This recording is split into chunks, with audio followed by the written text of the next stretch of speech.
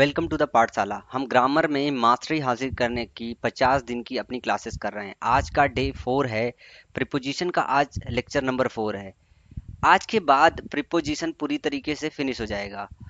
मतलब यह है जो मैंने डे 1 डे 2 डे 3 में पढ़ाया है और डे 4 में आज जो मैं पढ़ाने वाला हूँ, इसके बाद प्रीपोजिशन से रिलेटेड कुछ भी बचा नहीं रह जाएगा। ये पूरा का पूरा एरिया कवर करेगा आपके एसएससी का, चाहे कोई एग्जाम हो, चाहे सीएचएसएल हो, चाहे एमटीएस हो, चाहे कुछ भी। आप पेपर अटेम्प्ट करके देखिएगा, कुछ भी इससे बाहर से नहीं मिलेगा। अब ये आपका बाउल, ध्यान रखिए, ये बाउल मैं रोज रोज इसलिए दिखाता हूँ, ये सबसे ज्यादा इंपॉर्टेंट चीज है। आपके पढ़ने से ज्यादा इंपॉर्टेंट इस माइंड बाउल को समझने की है कि इसमें हमने डे 1 फिल कर लिया, डे 2 फिल कर लिया और डे 3 फिल कर लिया। और माइंड की हमारी कैपेसिटी जितनी अच्छी होती स्टोर की करने की, उतने ही इसकी भूलने की कैपेसिटी भी होती है, भूलता भी तेजी से है। अब हम थोड़ा ज़्यादा तेजी तरीके से भूल रहे होंगे। ये आपको वापस से फिल करना है आज डे 4 पढ़ने से पहले। अब आप वीडियो को 15 मिनट के लिए, अगर 12 मिनट के लिए पॉज करते थे तो आप थोड़ा सा और समय बनाइए, अब आप 15 मिनट के लिए पॉज कीजिए। तो अब ये टाइम ड्यूरेशन जो होगा आपका 15 मिनट का रिवीजन सेशन रहेगा, जो आपको वीडियो के पहले करनी है। आप इसके बाद कुछ करें चाहे ना करें, जितनी देर मैं आपको लेक्चर पढ़ा रहा हूँ, इसके आधे घंटे पहले से स्टार्ट कीजिए। मतलब इस वीडियो को आधे घंटे पहले से स्टार्ट करके और वीडियो के आधे घंटे तक जाइए। मतलब 1 घंटे का इस सेशन को रखिए, आप पूरा फिक्स रखिए कि जब भी मेरी वीडियो आएगी आप 1 घंटे अपनी पढ़ाई इस दौरान पे करोगे और सारा का सारा काम इसी ड्यूरेशन पे छोड़ दो। और मैं गारंटी देता हूँ आपको 50 दिन में आपका पूरा का पूरा ग्रामर अच्छी तरीके से प्रिपेयर हो जाएगा। इस 15 मिनट के रिवीजन में जो है, जो डे 1 मैंने पढ़ाया था वो आपका 2 से 3 मिनट रिवीजन का लेगा, क्योंकि ऑलरेडी आप इसको 2-3 रिवीजन दे चुके हो। डे 2 जो है वो आपका 3 से 4 मिनट लेगा।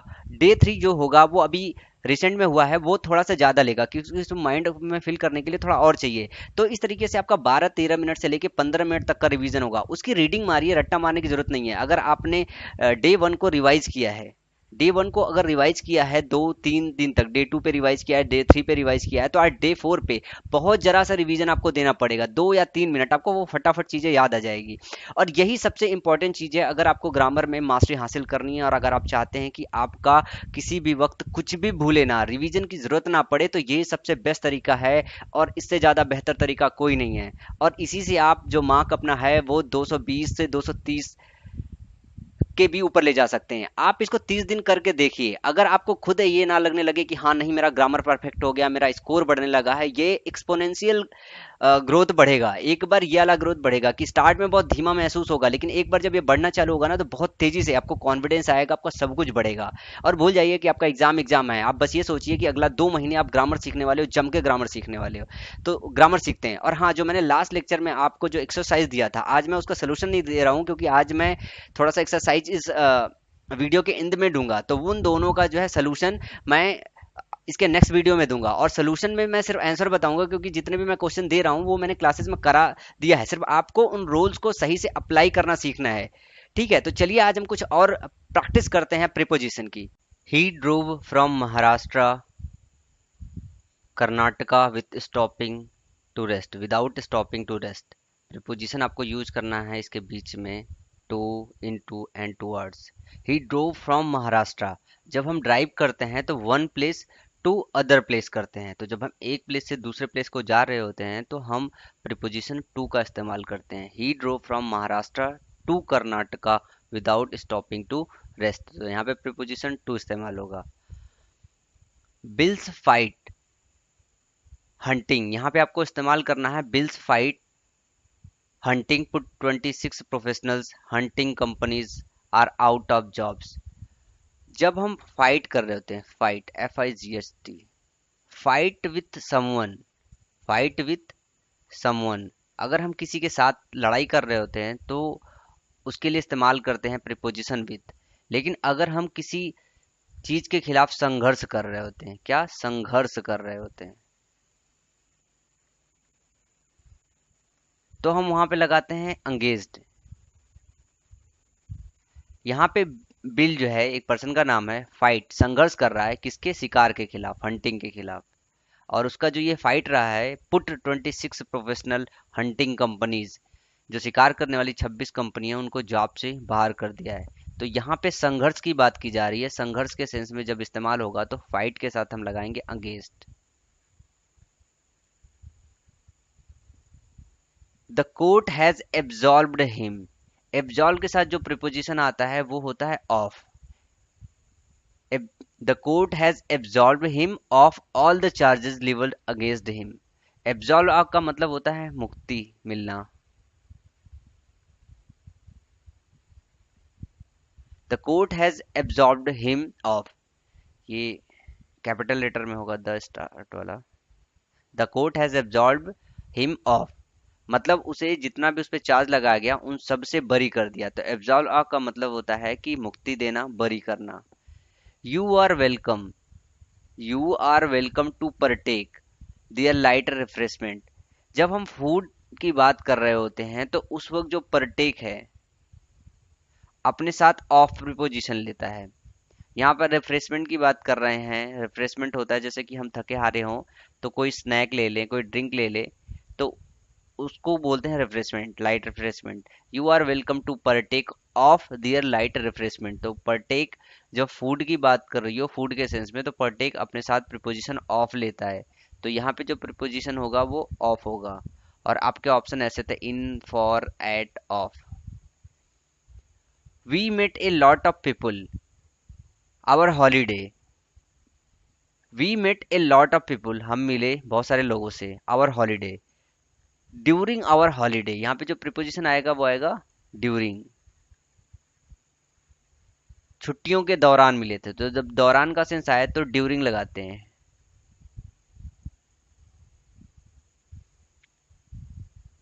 Today student should be reconciled the way things are changing. Reconcile अपने साथ जो प्रीपोजिशन लेता है विथ होता है।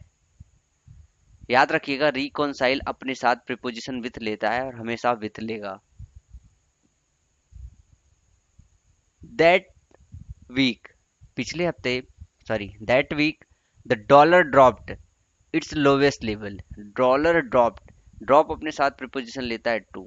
That week the dollar dropped to its lowest levels. He went sea alone, वो समुद्र गया, समुद्र की तरफ गया। तो यहाँ पे डायरेक्शन के सेंस में कभी कभी हम टू का इस्तेमाल करते हैं। तो ये वो प्लेस है जहाँ पे हम डायरेक्शन के सेंस में टू का इस्तेमाल करते हैं। ही वेंट टू सी, वो समुद्र की तरफ गया अकेले। Everyone in this world is accountable to God. हम अकाउंटेबल होते हैं किसी से, किसी चीज के लिए। अकाउंटेबल जब हम किसी पर्सन के साथ या व्यक्ति की बात कर रहे होते हैं तो accountable to person for something होता है।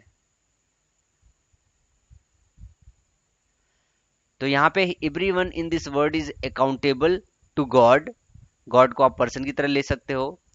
For something, for his action. Accountable का मतलब होता है जिम्मेदार होना। स्पीड इज ऑफ इसेंस, ये एक फ्रेज होता है ऑफ इसेंस, इसका मतलब होता है तत्व। Speed is of essence in A project of this type. Speed एक तत्व है इस तरीके के प्रोजेक्ट के लिए। ए wise man profits from the mistake of others. और यहाँ पे जैसे लिखा है थ्रो, फ्रॉम, विथ, बाई। अब कंफ्यूजन कहाँ कहाँ हो सकता है। ए wise man profits with the mistake of others, एक तो विथ में कंफ्यूजन हो सकता है, फ्रॉम में कंफ्यूजन हो सकता है, एंड बाई में भी कंफ्यूजन हो सकता है। थ्रो को आप इजीली कट आउट करके निकाल देंगे, तो फ्रॉम विथ बाई में कंफ्यूजन हो सकता है। तो हम क्या प्रॉफिट होते हैं, a wise man profits from the mistake. यहाँ पे जो करेक्ट प्रीपोजिशन होगा वो होगा फ्रॉम।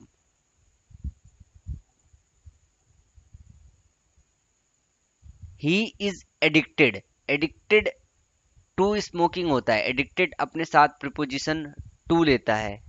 ये मैं ऑलरेडी आपको बता चुका हूँ प्रीपोजिशन चार्ट में। एडिक्टेड अपने साथ प्रीपोजिशन टू लेता है, इसका मतलब होता है आदि होना। He sat the shade of a tree under, into, in and on. Into का मतलब आप सब लोग जानते हैं, रनिंग पोजीशन में होता है इनटू। ऑन का भी मतलब आपको पता है कि किसी चीज के ऊपर होता है। इनका मतलब होता है किसी चीज के अंदर होना, और अंडर का मतलब होता है किसी चीज के नीचे होना। जनरली हम जानते हैं, हम बोलते हैं he sat under the tree. यहाँ पे इस चीज को आपको समझने की जरूरत है। अगर मैं ये आपको दे देता एक्सरसाइज के लिए तो आप लोग करते क्या कि अंडर लगाते और निकल जाते। यहाँ पे अंडर इस्तेमाल नहीं होगा, अंडर इस्तेमाल करना गलत है, इसको समझिए क्यों। जैसे हम पेड़ के नीचे रहते हैं तो ये पेड़ आपका ऊपर रहता है और पेड़ के नीचे हम बैठे रहते हैं, तो हम इसके लिए निकालते हैं अंडर। तो किसी चीज के नीचे रहते हैं तो हम अंडर की बात करते हैं। यहाँ शेड है, शेड के हम अंदर हैं, तो हम यहाँ पे इस्तेमाल करेंगे इन। क्या इस्तेमाल करेंगे? In. He sat in the shade of a tree. There is something wonderful of him, about him, for him, inside him.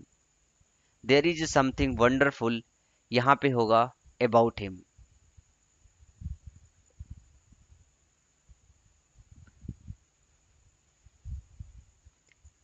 When will you hand your assignment? When will you hand in your assignment? Hand back your assignment? Hand down your assignment? Hand into your assignment? यहाँ पे थोड़ा सा confusion होता है। Hand back करना जैसे कि कब वापस दे दोगे, तो बैक का सेंस आ जाता है कभी कभी कि हम बैक में कंफ्यूज हो सकते हैं। हैंड इन, ये कभी आपको समझ में नहीं आता, इसको आप पहले कट आउट कर देते हो, लेकिन मैं बता दूं कि हैंड इन ये आपका एक फ्रेजल वर्ब होता है। हैंड इन का मतलब होता है किसी चीज को हैंड ओवर करना, देना। तो यहाँ पे जो करेक्ट प्रोपोजिशन होगा वो होगा हैंड इन। ये आपका एक फ्रेजल वर्ब है, इसकी मीनिंग होती है देना, किसी को कोई चीज देना। तो यहाँ पे होगा when will you hand in your assignment. A new minister has taken after the election. Taken के साथ दो प्रीपोजिशन आता है, एक होता है टेकन इन, एक होता है टेकन ओवर। टेकन ओवर का मतलब होता है कि चार्ज ट्रांसफर करना। किसी के पास चार्ज है, कोई दूसरा चार्ज ले ले, तो बात करते हैं वहां पे यूज करते हैं टेकन ओवर। और टेकन इन का मतलब होता है डिसीव करना या चीट करना।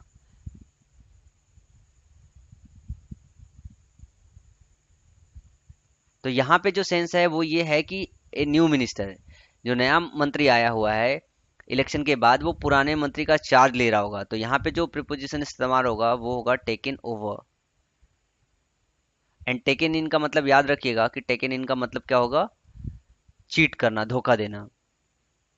Please make your self home. मैंने होम के लिए आपको एक चीज बताया था कि होम के पहले अगर पॉजिटिव केस आए तो हम इस्तेमाल करते हैं टू का, लेकिन अगर रिफ्लेक्सिव केस आए जैसे योर सेल्फ, माई सेल्फ, तो यहाँ पे प्रीपोजिशन इस्तेमाल करते हैं एट का।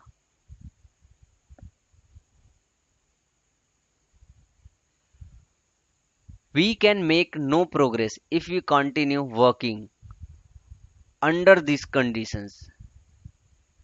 किसी कंडीशन के अंडर काम कर रहे हो, we can make no progress if you continue working. हम अगर इस कंडीशन के अंदर काम करते रहे तो हम कोई प्रोग्रेस नहीं कर पाएंगे। तो यहाँ पे अंदर का सेंस आ रहा है तो इन नहीं लगाते हैं। वर्किंग इन दीज कंडीशंस होता है, कभी कभी लिख के आता है ऑप्शन में, और अंडर साथ में रहता है, तो ध्यान रखिएगा अंडर दीज कंडीशन होता है, इन दीज कंडीशन नहीं होता है। Just a moment, for a moment, at a moment, since a moment, she felt disappointed for no stockings hung from the fire. अब यहाँ पे समझिए कि करेक्ट फ्रेज क्या होता है। जस्ट ए मोमेंट होता है, या फॉर ए मोमेंट होता है, एट ए मोमेंट होता है, सिंस ए मोमेंट होता है। हम बोल देते हैं जस्ट ए मोमेंट, थोड़ी देर के लिए रुको, फॉर ए मोमेंट। तो यहाँ पे जो करेक्ट फ्रेज होता है वो होता है फॉर ए मोमेंट, थोड़ी देर के लिए। फॉर ए मोमेंट 2-3 सेकंड के लिए, 4 सेकंड, कहने का मतलब है कि बस थोड़ी देर के लिए रुको। तो जो करेक्ट फ्रेज होता है वो होता है for a moment. Just a moment नहीं होता, एट ए मोमेंट नहीं होता, सिंस ए मोमेंट नहीं होता है। करेक्ट फ्रेज है for a moment. We were completely taken by the state agent who turned out to be a crook.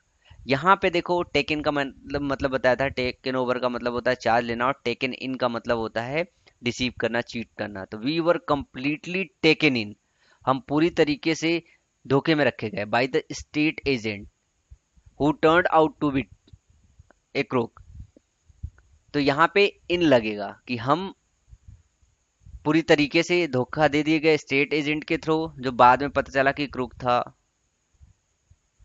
Doctor Sharma concluded his speech by explaining the importance of charity. Concluded his speech by explaining.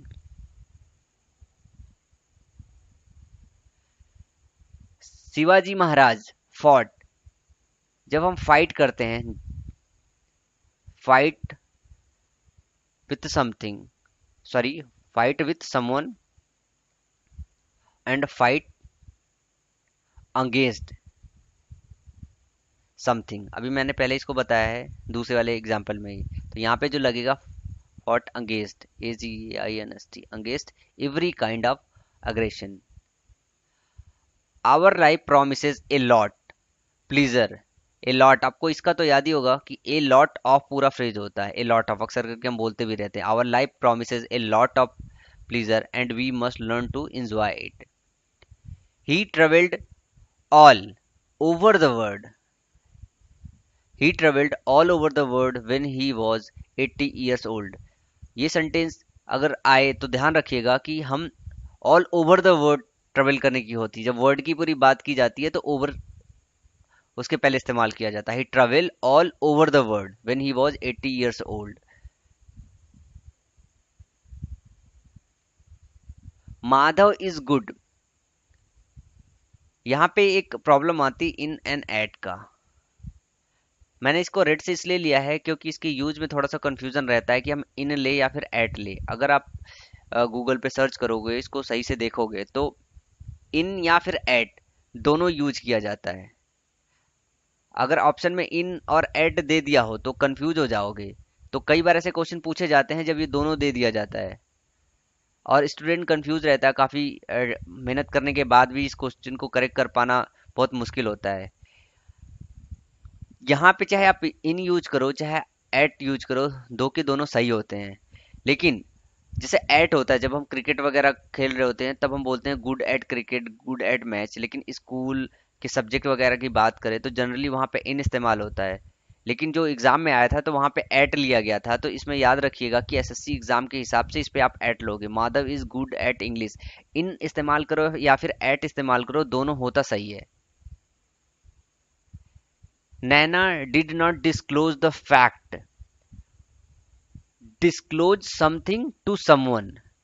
ध्यान रखिएगा, disclose something to someone होता है। तो disclose के बाद हम to लगाते हैं जब उसके बाद कोई पर्सन आता है। डिस्क्लोज कर रहे हैं हम कोई चीज किसी से, तो वहां पे हम प्रीपोजिशन टू का इस्तेमाल करते हैं। Naina did not disclose the fact, ये आपका समथिंग है, to her husband someone, person आ गया। The child did not approve, approve अपने साथ प्रीपोजिशन ऑफ लेता है। The child did not approve of the father's plan. कुछ और सेंटेंसेस देखते हैं। The tribes lived, lived on custom, by custom, of custom या फिर with custom, different from the English had ever seen. The tribes lived on custom, by custom, of custom, with custom.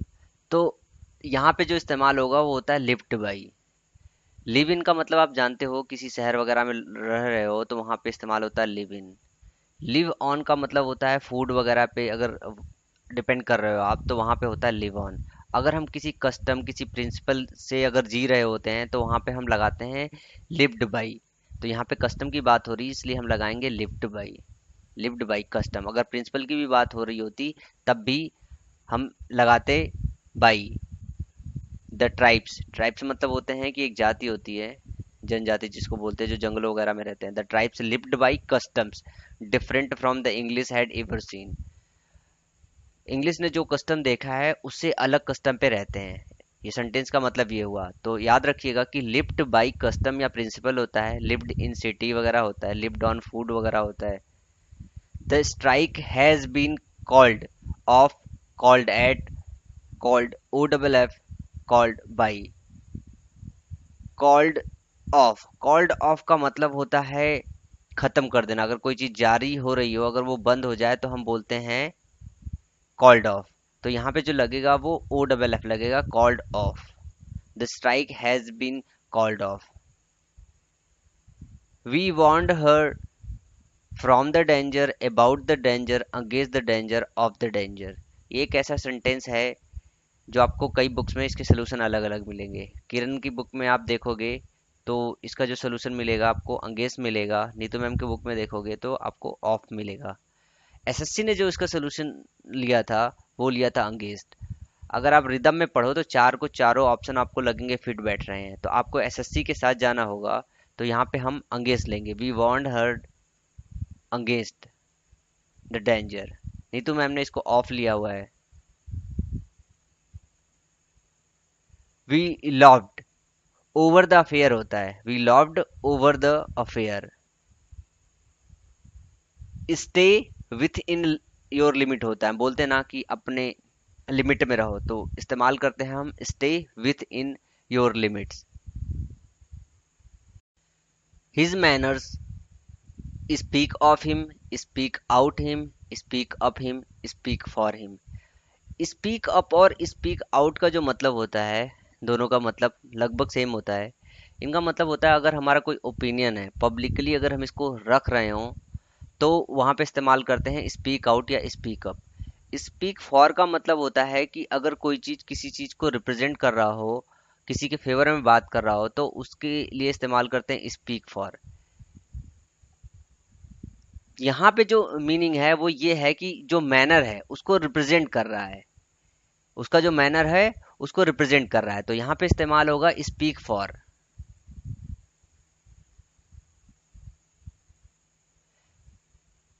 आपने सुना होगा speak for itself, इस तरीके के sentence आपके last and में आए होंगे, स्पीक फॉर इटसेल्फ। तो यहाँ पे भी सेम मीनिंग है, his manners speak for himself. Speak for हम तब इस्तेमाल करते हैं जब किसी को रिप्रेजेंट करना हो, मतलब फेवर लेना हो, या कोई एक चीज किसी दूसरी चीज को रिप्रेजेंट कर रही हो। A thorough search of the aircraft was carried in the airport out of on along. A thorough search of the aircraft was carried out होता है, कैरीड ऑफ नहीं होता, क्योंकि ऑफ सेपरेशन बता रहा होता है। अलोंग का मतलब अलग हो जाता है। कैरी ऑन का मतलब होता है जारी रखना। क्या होता है? जारी रखना। यहाँ पे सर्च परफॉर्म किया गया, तो जब सर्च परफॉर्म किया जाता है तो हम उसके लिए इस्तेमाल करते हैं कैरी आउट। कैरी आउट का मतलब होता है कोई सर्च परफॉर्म किया जा रहा हो। डिस्क्रिमिनेशन, डिस्क्रिमिनेशन अपने साथ प्रीपोजिशन लेता है in. Discrimination in any form should be avoided. A large number of people have fallen victim to dengue fever होता है। विक्टिम अपने साथ जो प्रीपोजिशन लेता है वो टू लेता है। सी स्कॉफ्ड, ये भी याद रखिए कि स्कॉफ्ड अपने साथ प्रीपोजिशन एट लेता है, इसका मतलब होता है मजाक बनाना, मजाक उड़ाना। She scoffed at the idea of revolution, उसने रिवोल्यूशन के आइडिया को मजाक बना दिया या हंस पड़ी उस पे। स्कॉफ एट का मतलब होता है मजाक बनाना किसी को या हंसना किसी चीज पे। This work of art is worthy, worthy of phrase होता है। This work of art is worthy of phrase.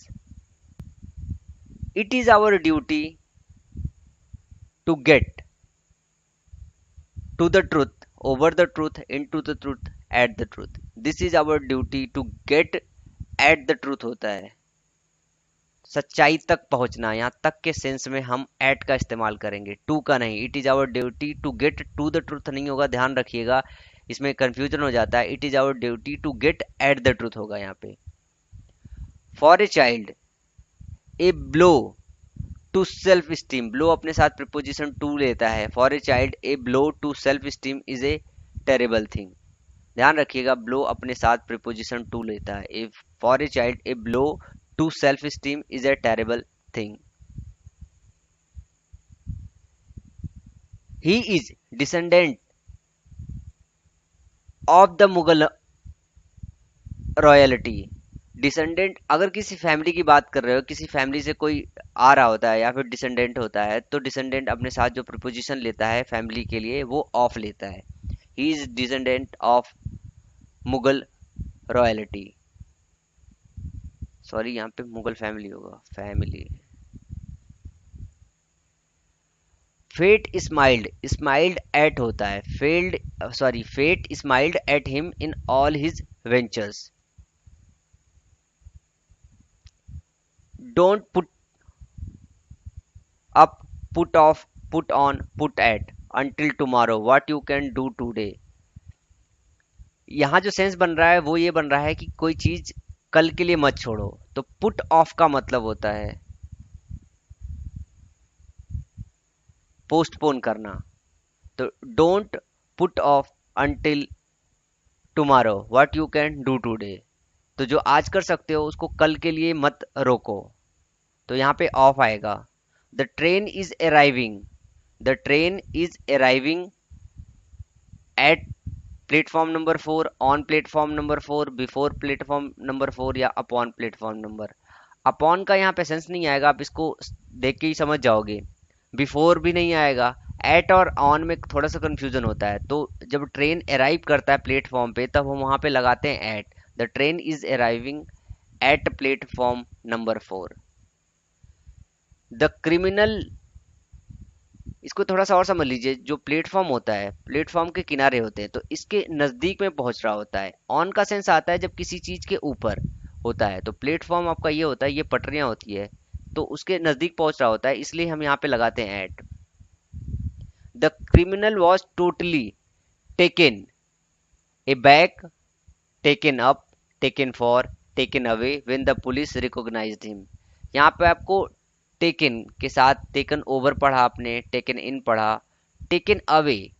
Taken away का मतलब होता है भाग जाना। ये एक फ्रेजल वर्ब है, ये एक फ्रेजल वर्ब है। टेकन अवे का मतलब होता है भाग जाना। यहाँ पे लगेगा taken away. The criminal was totally taken away when the police recognise. जैसे ही पुलिस ने उसे पहचाना वो बिल्कुल झट से भाग लिया। तो टेकन अवे का मतलब होता है भाग जाना। ये जो कुछ फ्रेजल वर्ब है, अभी जब मैं फ्रेजल वर्ब कराऊंगा आपको 200, 250, 300 जो है वहां पे ये चीजें और क्लियर हो जाएगी। You must apologise him for this.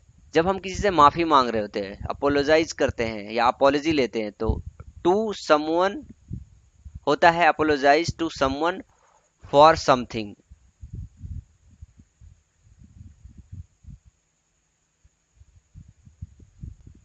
Apologise to someone for something होता है, ध्यान रखिएगा।